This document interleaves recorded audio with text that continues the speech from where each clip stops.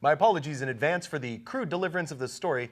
Normally I use one of our fancy-pantsy teleprompters, but I forgot my glasses. And even though the glasses don't have lenses in them, they make me feel better. So I'm going to refer to my notes and do the best I can with this. Here's what went down in Angkor Wat. A couple of sisters from America, from Arizona specifically, a state known for its irreverence, were caught taking pictures of their bear-clinging buttocks in the state of Cambodia, in the sacred shrine known as Angkor Wat.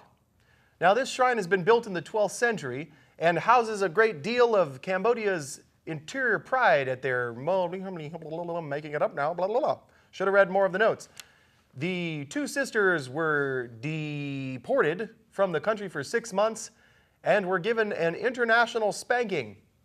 A spanking which I, for one, wish I'd been there to experience with them, either in person as the spankor or a possible alternative for the spankee. In Angkor Wat today, a couple of American buttocks were discovered belonging to two sisters from Arizona, and the two sisters were deported with their butts safely spanked for international policy violation. If I were you and I was an American, which I happen to be, I would not take my clothing off its sacred sites in Cambodia, partly because they're a little uptight as a country, and partly because they don't freaking deserve it. Back to you. You should mention the French tourists, so that we can say, we joked a lot about owl attacks and France tonight. But we want you to be aware that it's because both are scary. Yeah. For those of you feeling bad about being the type of American that takes off your clothing in a sacred site around the world, just know that they recently arrested French tourists for the same thing.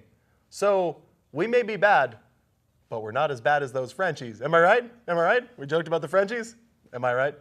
P.S. On a side note, they did flip and build the Statue of Liberty, so I feel like that whole French fry thing back in the early 90s was a big mistake. Word in, that wasn't the early 90s, it was the 2000s. Completely off.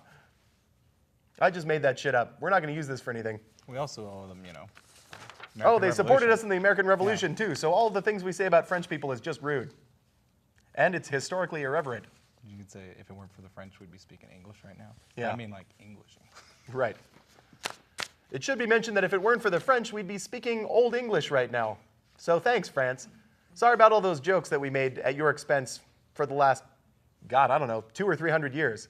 It's been a good run, actually. P.S. You suck at war.